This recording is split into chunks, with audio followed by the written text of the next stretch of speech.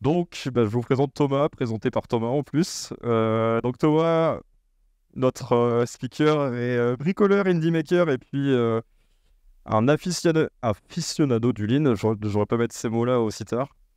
Donc je vous demande de l'accueillir, s'il vous plaît, comme il se doit, pour apprendre des tips sur l'injection de dépendance dans React Native. Et il est manager chez Gens de Confiance, j'ai oublié, j'ajoute à la fin. Merci Thomas. Bonjour tout le monde, ça fait plaisir de revoir une salle comble, j'adore. Je reprends les mots d'une autre conférence précédente. Effectivement, je m'appelle Thomas aussi. Je suis engineering manager chez Gens de Confiance. Précédemment, je travaillais chez BAM, donc un des sponsors de la conférence. Et à cette occasion, j'ai pu découvrir React Native. J'ai pu travailler sur des projets Android Kotlin. C'est très perturbant de s'entendre en fait. En fait, je suis enregistré, donc je pense que je vais parler dans le micro. J'ai fait très peu de Swift, donc je pourrais pas trop en parler. Je fais des side projects en Flutter. Et il y a des choses que j'aimerais amener dans React Native de mes aventures passées, de mes aventures sur Android Kotlin. Et c'est ce dont je vais vous parler aujourd'hui. Alors, je travaille chez Gens de Confiance, un site de petites annonces sécurisées. On entre sur cooptation et puis on a accès à des petites annonces exclusives. Ça marche beaucoup pour le service à la personne. Donc babysitter, service aux personnes âgées, ce genre de choses. Ça marche aussi beaucoup pour tout ce qui est immobilier. Si vous cherchez des locations, soit longue durée, soit saisonnières. Donc si pour ces vacances, vous pensez à prendre des vacances, ou il y a autre chose que Airbnb, pensez à ça, c'est pas mal.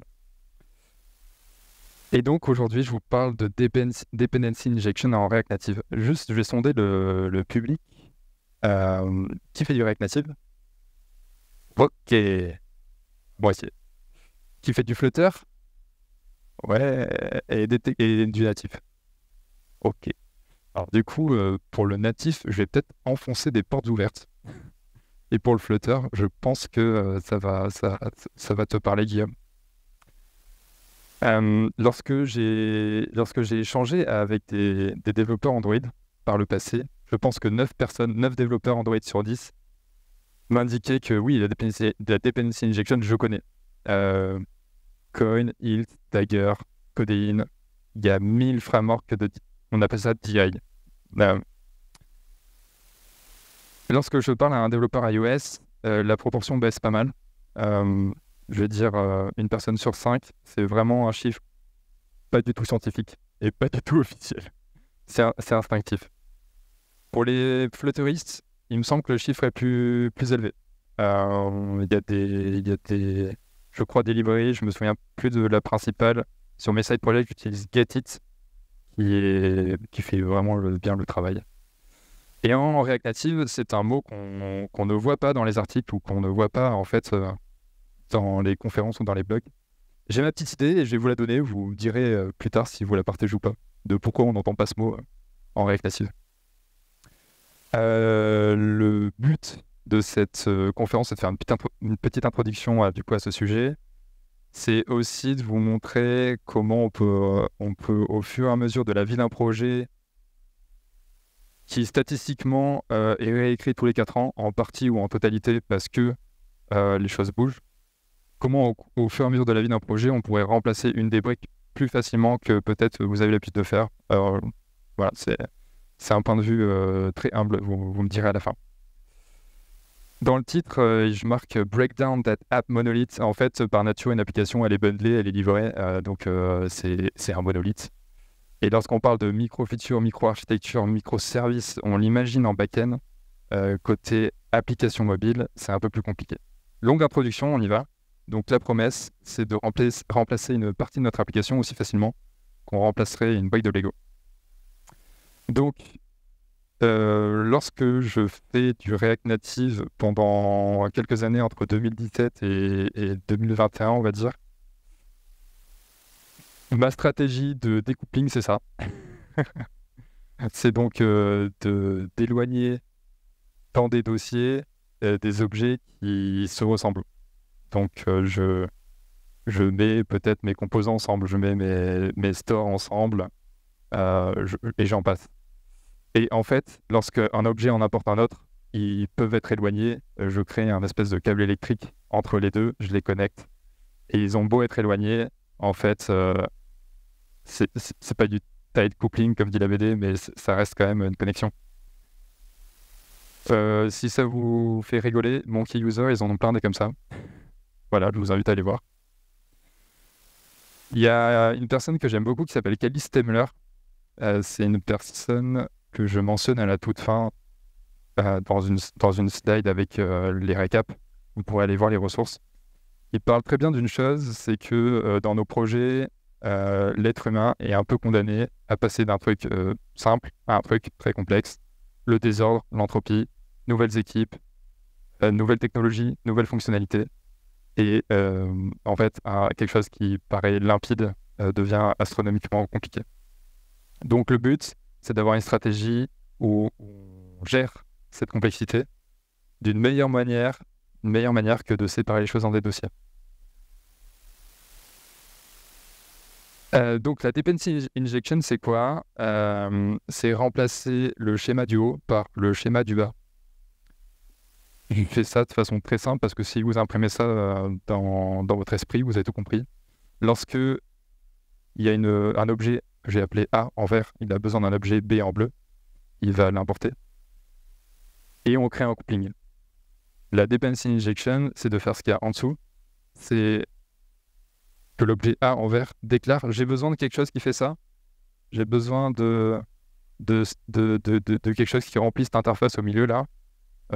J'ai mis entre chevrons B. Et il y a un deuxième objet qui dit « ouais, moi je sais le faire. Et puis je pourrais faire le taf. » Ce qui se passe là, c'est que A n'importe pas B et B n'importe pas A. En fait, les deux se mettent d'accord sur un contrat et une interface. En orienté objet, c'est magnifique. En fonctionnel, on peut quand même se servir des interfaces pour faire des choses. C'est aussi appelé le Hollywood Principle. Donc c'est don't call us, we'll call you. Et vous allez voir, ça fait sens en React à chaque fois qu'on dit de passer des callbacks en props. C'est juste exactement ça qu'on fait, et ni plus ni moins.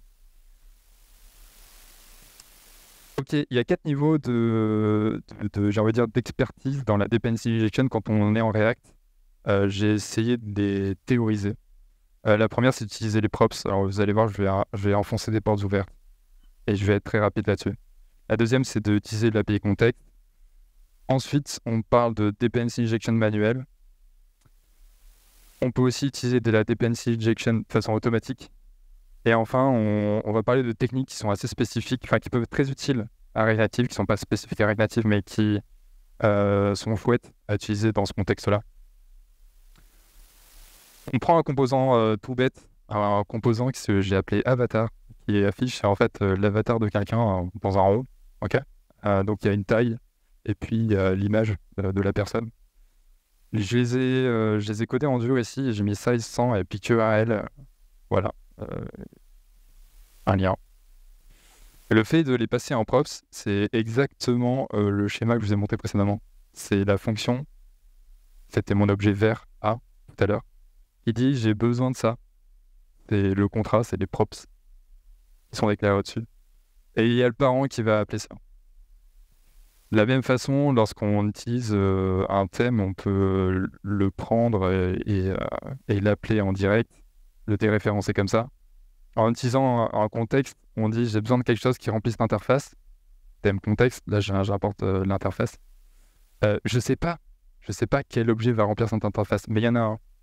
Et tout ça, c'est de la dependency injection. Alors, ma théorie, c'est que la popularité de React, c'est de faire dans la nature même du framework, à la fois de la single responsibility pattern et à la fois de la DI, ce dont je parle. Et ces deux principes ensemble font que c'est très difficile de faire des erreurs. Arrivent les third-party libraries, pour faire du storage, pour faire de l'async, pour faire du réseau, qui sortent de ça, qui sortent de React. Et normalement, c'est à partir de là qu'on a des difficultés. Alors pour les équipes de moins de 5 personnes, non. Je pense qu'on peut toujours se partager des bonnes pratiques. Lorsqu'on est dans des boîtes qui possèdent des feature teams, et dans chacune desquelles, il y a 1 à 2 ingénieurs qui veulent travailler sur la même chose, et qui ne se comprennent pas forcément sur les pratiques, qui veulent utiliser des technologies différentes, bah, ça devient un peu complexe. Donc là, je vous ai donné des exemples React. On peut avoir les mêmes exemples avec des classes. Donc là, j'utilise un repository pattern avec une data source qui est codée en dur. De la même façon, la passer en constructeur, c'est comme si je l'ai passé en props d'une fonction. Ok, vous me suivez. Je ne sais pas, encore une fois, qui va remplir mon interface data source, qui va remplir le contrat, mais il y a quelque chose. Et je ne sais pas ce que c'est. C'est pas live code. On invoque les dieux du live code pour voir que la démo fonctionne. J'ai bien aimé cette expression à la React Native Con, alors du coup je la reprends. J'ai fait une application exemple à droite. Ma chérie qui s'appelle Marion, en fait, est en train de gagner beaucoup trop de parties à certains jeux de société. Du coup, au lieu de faire une to-do app, j'ai fait un scoreboard. Il y a un bouton plus qui ajoute des parties en dessous. Voilà. Avec que des scores aléatoires. Là, on peut voir que j'ai gagné 4 parties. Je vous montre. Waouh, je fais tout d'une main. Peut-être que je vais poser le micro. Yes, comme une rockstar. Solo. Waouh, c'est petit. À gauche, en fait, je vais même pas être. Je vais le faire d'une main. C'est très désagréable. À gauche, vous voyez quoi? Vous voyez des data sources et leur implémentation. Donc en fait, j'ai des games data source, des titres de jeu, des game titles, et des joueurs. Bah, c'est juste des interfaces en fait, qui sont implémentées de façon différente. Alors en mémoire, et puis je vous en parle après, mais je l'ai implémenté d'une autre façon en Redux et en Mobix. J'en parle juste après. Donc, une première façon de faire je vais vous présenter 3 façons de faire de la dependency injection. Je fais ça avec beaucoup d'humilité, je suis pas un puriste, donc peut-être que les mots que j'utilise sont pas les mots consacrés par les experts. Surtout que, comme je vous disais, j'essaye d'amener quelque chose dans React Native qui n'est pas forcément naturel. Première façon de faire de la dependency injection, façon manuelle. Bah en fait, je dis que ma game data source là, c'est oula, c'est peut-être petit pour vous. J'ai anticipé. Je crée une instance de mon in-memory game data source. Et mon repo qui en a besoin, alors je ne vous l'ai pas montré, mais mon repo, il en a besoin là dans son constructeur. Je lui donne ça à manger. Tiens, un game data source. De la même façon, je fais la même chose 3 fois en fait, je passe sur les détails. J'ai une petite fonction démo qui permet de remplir un petit peu les données. Voilà, qui crée des choses. Je passe. Et à la fin, j'exporte un container avec tous mes objets. Alors, dans ma page qui est affichée en gros juste à gauche, comme le seul truc que je fais, c'est ça. C'est prendre mon container et aller chercher mes objets. Waouh, vraiment rien de révolutionnaire. Ok. Je vous montre la deuxième façon de faire de la dependency injection. Là, c'est tout gentil parce que j'ai que 6 objets. Lorsqu'on en a plein, ça devient plus compliqué. Admirez la dextérité. L'écrire à une main. Yes. Deuxième façon de faire de la dependency injection, c'est de faire de la dependency injection type proxy. Ça n'existe pas en native, ça n'existe pas en Flutter. Et ici, j'utilise Awilix. Alors, je ne sais pas si on prononce comme ça. Créateur de cette lib pourra me le dire. Ce que fait Awilix, alors, pardon, petite parenthèse. Il y a 2 parties dans la dependency injection. Il y a la partie registration, où j'enregistre mes dépendances, et il y a la partie resolving, là où je vais les chercher. Dans la partie registration, Awilix, c'est comme ça qu'on enregistre des trucs. Donc, je lui dis, en fait, enregistre-moi une game data source. Et en fait, c'est cette classe. Et au fait, c'est un singleton. C'est-à-dire que si je l'appelle plein de fois, donne-moi toujours la même instance, s'il te plaît. Si je t'appelle plein de fois, si je change singleton et que je mets le pause, parce qu'on me propose transiente, à ce moment-là, j'aurai une nouvelle instance à chaque resolving. Ok? Et le scoped, je vous en parle plus tard. Donc là, on déclare nos dépendances et on dit que c'est des classes, on peut dire que c'est des fonctions, on peut dire autre chose. Et AWilix se charge en fait de mettre l'un dans l'autre. C'est assez pratique parce que moi, manuellement, je sais que l'un pose l'autre. Mais lorsque dans le constructeur, j'ai 15 dépendances, j'ai pas envie de les rentrer à la main. Parce qu'on est des flemmards. Ça s'utilise de la même façon. Alors pourquoi j'appelle ça proxy? Parce que, en fait, AWilix est malin. Il regarde la clé, il voit que ça s'appelle Game Data Source, exactement écrit comme ça.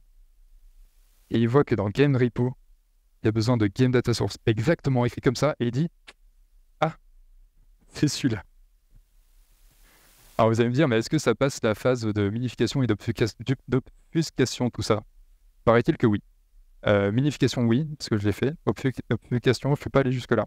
Mais paraît-il que ça marche. Et je ne sais pas par quelle magie noire. Mais en tout cas, génial. Génial. Je vous fais un tableau récapitulatif des pour et contre à la toute fin.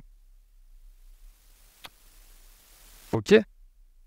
Je vous montre une autre façon de faire de la DI avec Inversify, qui est la librairie la plus connue côté TypeScript. Et toi, Reload. Merci.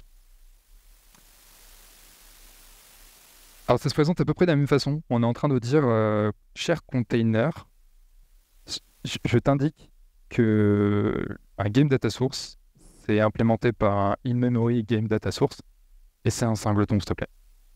Donc redonne-moi toujours la même chose. On a ajouté un truc supplémentaire. On a ajouté ça, types game data source, qui est une constante, c'est un symbole. On ne repose pas magiquement sur le même nom de clé, d'accord? Pour dire qu'en fait, l'un a besoin de l'autre, et comme ils ont les mêmes noms de clé, je fais le branchement. On pointe tous les deux le container, mais aussi ma classe qui s'appelle GameRepo. On pointe tous les deux vers ce symbole. Et comme ça, si c'est minifié, obfusqué, en fait, ça marche quand même. Là où vous voyez un désavantage d'Inversify, c'est qu'on met un peu de pollution dans le code. C'est-à-dire que dans mes classes, qui étaient totalement neutres de toute technologie précédemment, elles ont maintenant les deux premières lignes qui s'appellent inject et injectable d'Inversify des reflect metadata. Reflect metadata, c'est un polyfill qui va nous permettre d'utiliser ces annotations.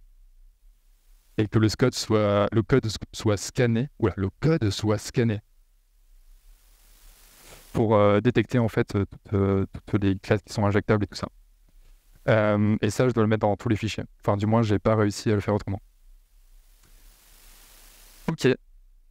Dernière façon. Donc ça, c'était la troisième façon de faire de la dependency injection. Et ça s'utilise dans ma page qui s'appelle Hello. Home, pardon. Ça s'utilise comme ça. Container get. Donne-moi un games repo. Et là, je référence toujours le même symbole. Je vous montre une autre technologie qui s'appelle T-Range. Pourquoi je vous la montre? Parce que c'est pas la plus cotée.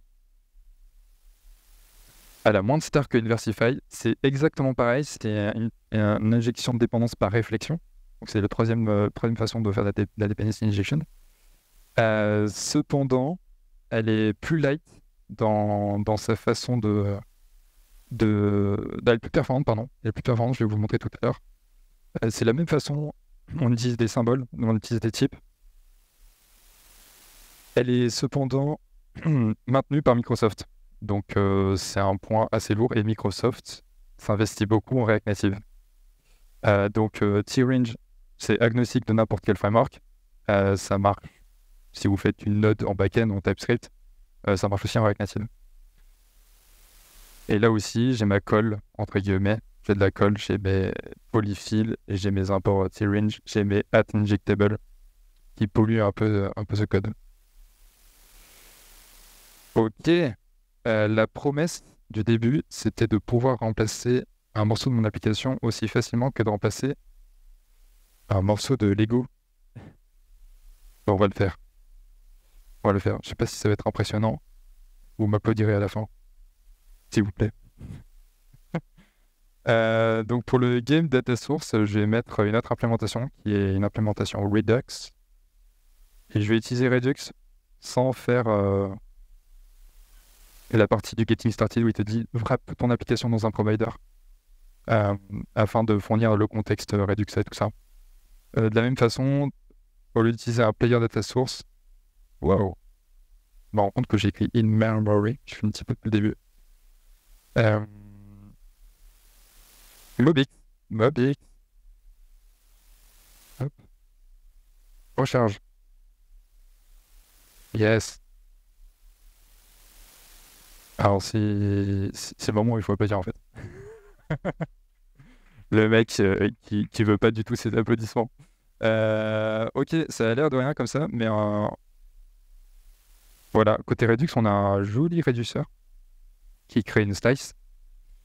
Et si je peux vous montrer, je sais pas si c'est impressionnant. Oula. Est-ce que ça zoome? Ouais. Aucun objet n'est au courant que Redux est utilisé, à part celui-là. Ça se voit pas du tout. C'est cette flèche. Donc aucun objet dans mon application n'est au courant qu'il y a Redux dans cette application, à part celui-là. Aucun objet n'est au courant que Mobix est dans cette application, à part Mobix Players Data Source. Et ça, c'est un truc incroyable, parce qu'en fait, quand on travaille à plusieurs équipes, il peut y avoir une équipe qui décide d'utiliser ses propres technologies, qui a envie de remplacer un morceau par un autre. Et en fait, au-delà de vivre dans son dossier, comme je vous ai montré au tout début, personne n'importe en fait ces fichiers-là. Ils remplissent une interface. Il y a la DI qui permet de faire ça. Alors voici la comparaison. C'est un peu petit. Je vais vous décrire ce que j'affiche. Il y a 3 façons de faire de la DI, façon manuelle, façon proxy, façon réflexive. En librairie, en façon manuelle, c'est vous. C'est votre talent. Mettez votre prénom. Côté proxy, Awilix, 3000 stars. Reflective DI, Versify, 10 000 stars, parce que c'est la première lib à être apparue sur ce segment. Silwinch, 4000 stars, maintenu par Microsoft. Au niveau de la alors là, petit aparté, en natif, en fait, le temps de registration, pour certaines librairies, c'est 0. Parce que la DI scanne l'application au compile time. Et ce qu'on ne pourra jamais faire en React Native, et je ne crois pas en Flutter, sauf si en Flutter on utilise de la génération de fichiers pour le faire à l'eau. Donc en fait, en React Native, avec les librairies que je vous présente aujourd'hui, tout est au runtime. L'enregistrement des dépendances et le resolving. Alors qu'en natif, on peut faire ça au moment de la compilation. Donc le temps que ça dure à enregistrer et à résolver les dépendances, c'est important. J'ai fait des tests avec 3000 registration et 3000 resolving. En fait, je suis en dessous de d'une cinquantaine de millisecondes à chaque fois, sauf pour Awilix qui a besoin d'un peu plus de temps pour enregistrer 3000 classes. Ça reste en dessous de 300 millisecondes. Je pense qu'au startup, personne ne vous en voudra si on attend un tiers de seconde de plus, sauf si votre application c'est Amazon. Les 2 dernières lignes, c'est la code pollution et faire des scénarios avancés que je vous présente dans un instant. La code pollution, c'est ce que je vous ai montré. Est-ce qu'il y a des morceaux de colle dans vos fichiers? Parce que mine de rien, on utilise une librairie tierce.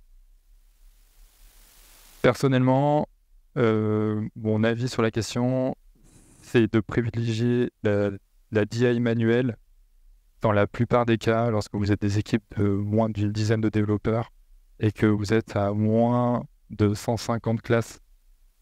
Ok, c'est un taf pas marrant à faire, mais pourquoi pas les écrire à la main, créer des instances à la main de 5 bâtons et puis les donner les uns aux autres.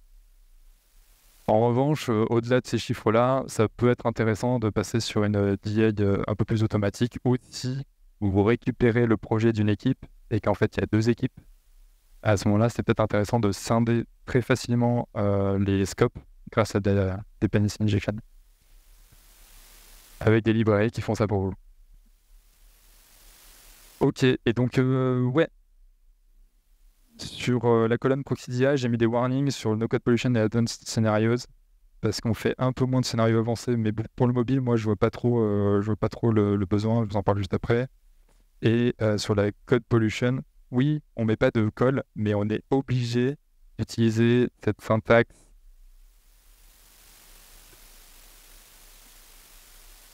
syntaxe-ci en déconstruction.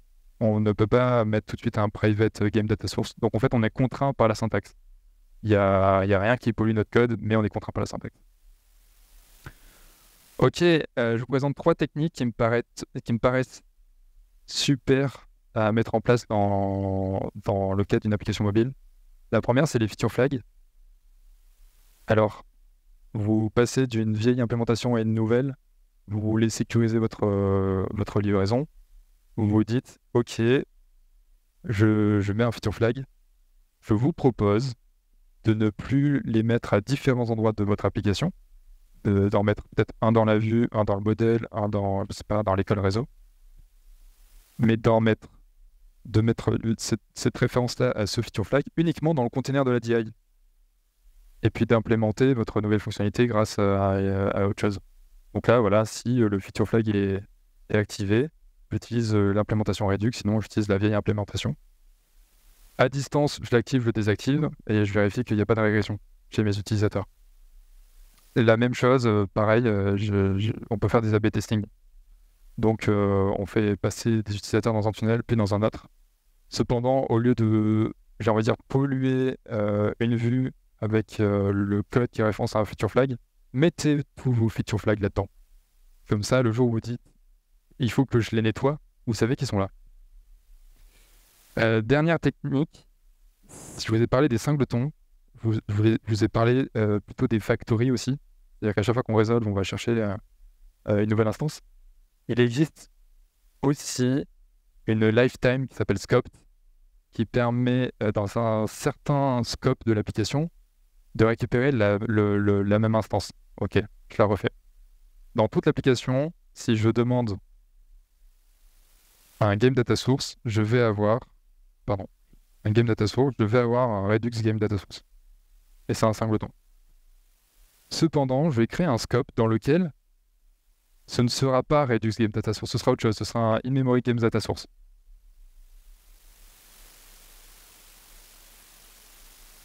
Et dans une page, je vais pouvoir wrapper toute une page avec un autre container, avec mon scope. Et ça veut dire qu'à l'intérieur même de cette page, je vais pas avoir les mêmes dépendances résolues. Il y a un truc un peu méta ici, je sais pas si vous le voyez, mais on utilise l'API contexte pour de l'injection de dépendance d'un container qui fait de l'injection de dépendance. C'est UO10 de la DI. Si vous arrivez à coder cette petite fonction useContainer qui va chercher le plus proche contexte parmi ses parents, vous pouvez aller chercher un contexte d'un container qui a été overridé. Waouh, vous me direz si je suis allé trop loin à la fin de cette presse. En plus, je suis passé en dernier, peut-être que je vous ai fumé. Merci à tous. Je vous ai mis cette petite slide récapitulative. Tout ce que j'ai dit et tout le code source, et même ma petite application de scoreboard, elle est disponible sur tepucci/diin. J'ai mis mon petit schéma, les 3 technos, Unversify, Relix, T-Range. Et puis, je suis pas très actif en ce moment sur les réseaux sociaux. C'est assez saisonnier. Donc, suivez-moi si vous avez envie. Mais peut-être que il y a des saisons où je ne poste absolument rien. Et en ce moment, je poste sur Flutter. Donc, c'est pour vous dire. Merci de m'avoir écouté.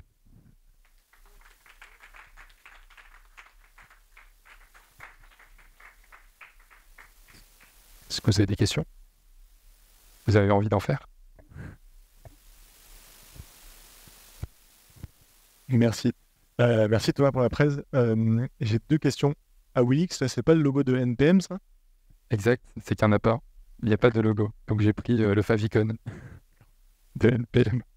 Ok, ça m'a juste perturbé. Il faudrait Midjourney pour que on leur design un logo en utilisant Midjourney.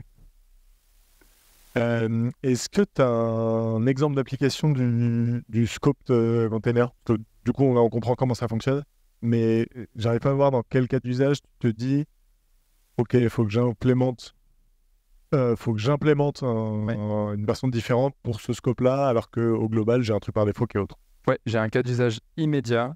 J'ai 2 cas d'usage immédiats. Cadeau! Premier cas d'usage, c'est le démo mode. Donc en fait, vous êtes en train de faire une présentation à quelqu'un. Vous ne voulez pas subir les aléas du réseau. Injecter d'autres dépendances avec des stubs. Les stubs, ils sont beaucoup plus faciles à coder que ce qu'il y paraissent. Et c'est clairement ce que j'ai fait moi dans cette partie-là. J'ai créé une petite fonction. Est-ce que j'arrive à faire ça? C'est pas plus grand.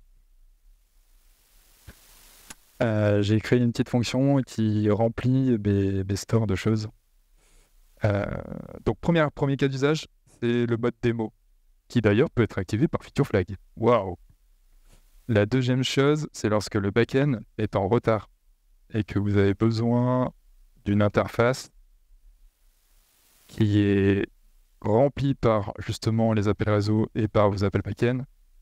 À ce moment-là, tu implémentes cette interface toi-même avec des données moquées et le nettoyage se fera facilement une fois que le backend aura rempli sa part du marché. Scoper à une seule page, c'est chouette parce que le reste de ton application que tu as développé depuis des mois fonctionne encore avec les vrais impléments. Peut-être que dans l'audience, vous avez aussi des exemples.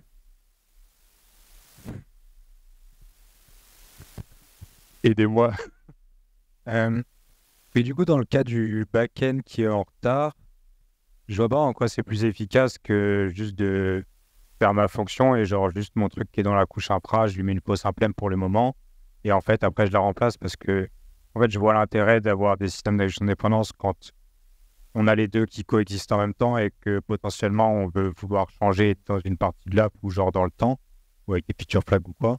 Et dans ce cas-là, la réponse que je te donne, elle peut être challengée, mais le truc, c'est que toi, tu vas remplacer tes stubs par la vraie implème. Et moi, ce que je te propose, c'est de garder tes stubs tout le temps.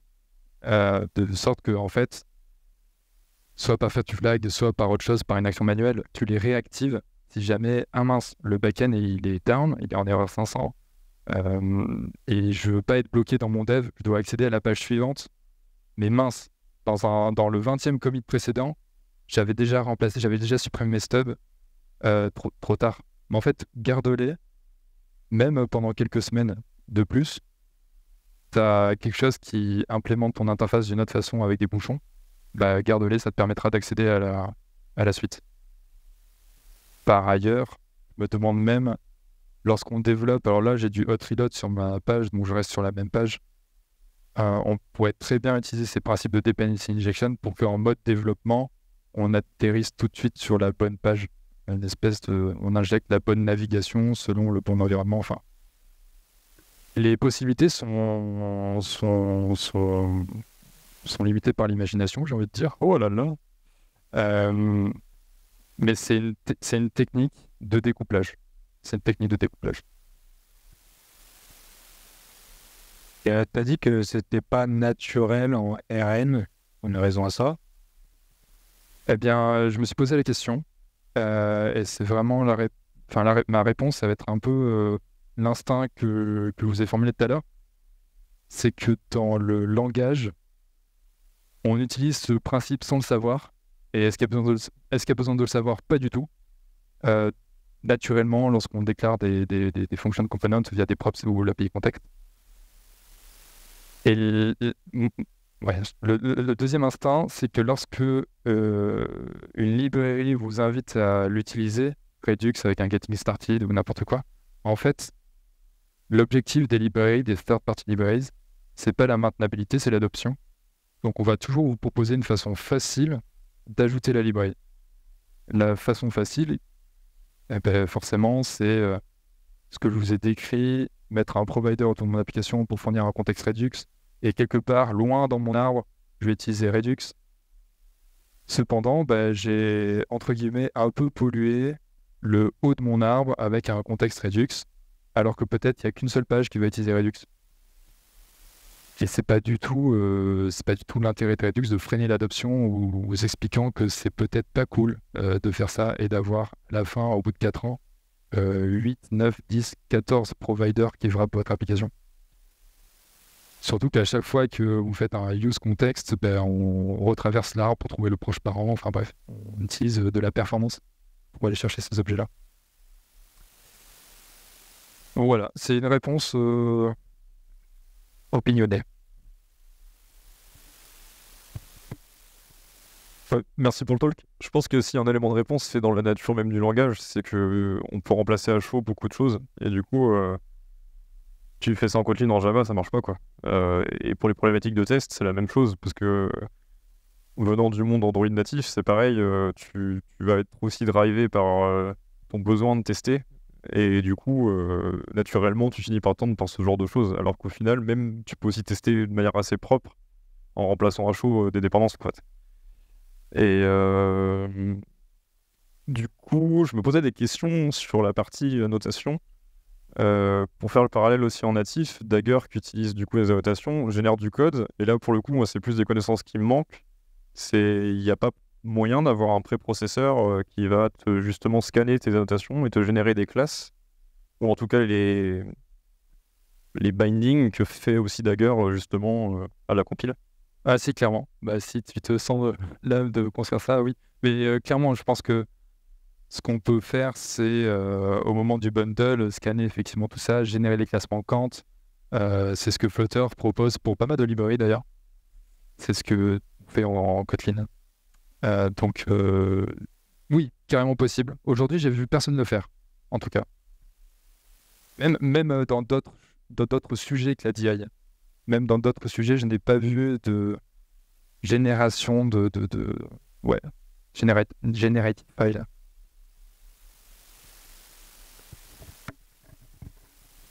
C'est comme tu dis, c'est vraiment lié à l'essence même du langage en fait, et de l'écosystème. Côté JavaScript, en général, il y a beaucoup de dynamisme. Et du coup, quand on parle de dynamisme, il y a moins besoin d'avoir de la génération. Du coup, automatiquement, toute la communauté ne se met pas en mode on cherche une solution liée à la génération de code. Je te fais un exemple pour ça. C'est que dans le monde Objective-C, qui était, du coup, moi je suis un vieux, ça se voit, il y avait beaucoup de dynamisme et il n'y avait pas de solution, ou très peu de solutions de génération de code. Parce que tu peux tout injecter, tout à la volée. Quand on a passé en Swift, du coup, un langage beaucoup moins dynamique, alors c'est là où le comité s'est dit, ah mince, il nous manque ça, ça, ça et ça. Et c'est là où il y a un essor de solutions de génération de code. Et d'ailleurs, il y en a une qui Apple pousse même à partir de cette année, qui est générée via Xcode. Ouais, bon, petite digression pour dire que... Ouais, je sais pas si c'est clair.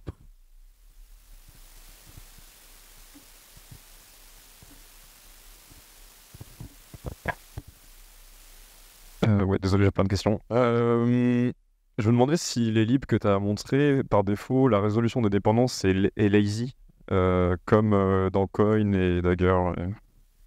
Par défaut, non. Cependant, dans les API, tu peux les résoudre de façon async. Parce que je voyais dans ton schéma, dans ton tableau de comparaison, que c'était quand même assez bourrin en bout de 1500, et je me demandais justement si c'était avec une résolution paresseuse ou pas, quoi. Non, c'est dans cette comparaison-là, la résolution, elle est synchrone. Ok, d'accord. Exactement. Ouais, tout à fait. Je pense que les 3 librairies que je vous présente proposent du lazy resolving. J'en suis pas sûr, mais je crois.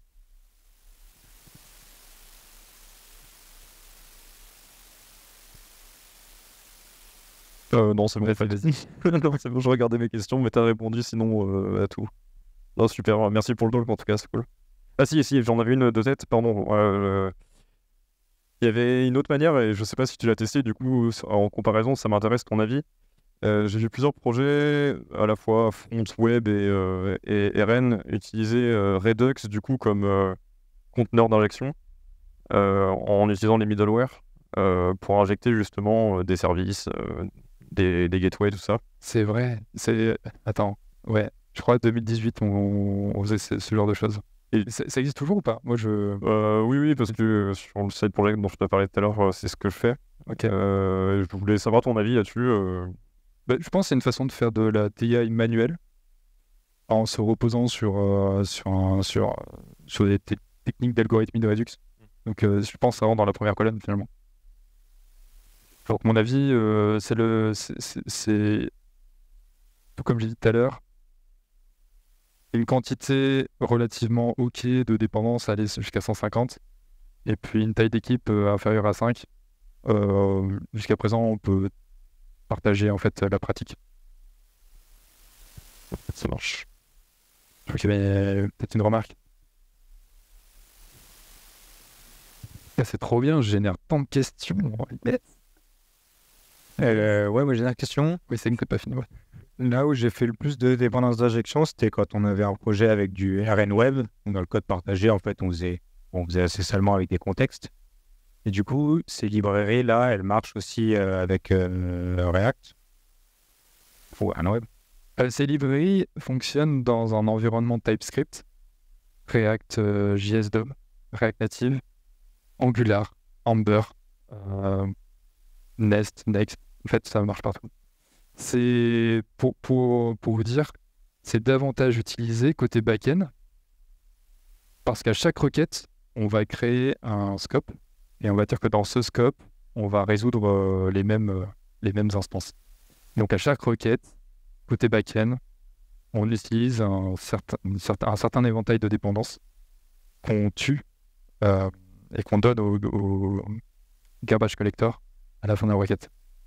Et c'est pas mal, c'est pas mal utilisé côté back-end. Donc oui, ça s'utilise dans tous les... de partout où JavaScript ou TypeScript s'exécute. Ouais, c'est un peu comme genre dans Nest. Exact. Bah, dans Nest, il y a... Nest, c'est... Je pense que Nest se définit comme aussi un framework d'injection de dépendance. Ouais, complètement, ouais. Du réflectif. J'avais une remarque, oui, bah tiens, React Native Web, c'est un autre exemple d'usage. En fait, on se dit que pour le storage, on utilise une certaine librairie côté mobile, mais en fait, if je suis en web, j'utilise autre chose, j'utilise une autre API. Donc ça peut servir ça peut servir à ce moment-là. En fait, on a une vue qui est peut-être la même ou séparée selon mobile. Puis on a les mêmes objets métiers. Et en fait, dans des couches infrastructure de stockage, on peut rediviser à ce moment-là ce qu'on utilise.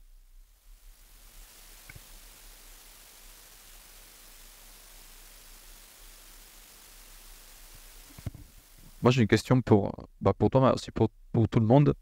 En sachant que, voilà, en React Native, effectivement, il y a pas beaucoup d'équipes qui utilisent un framework d'injection de dépendance.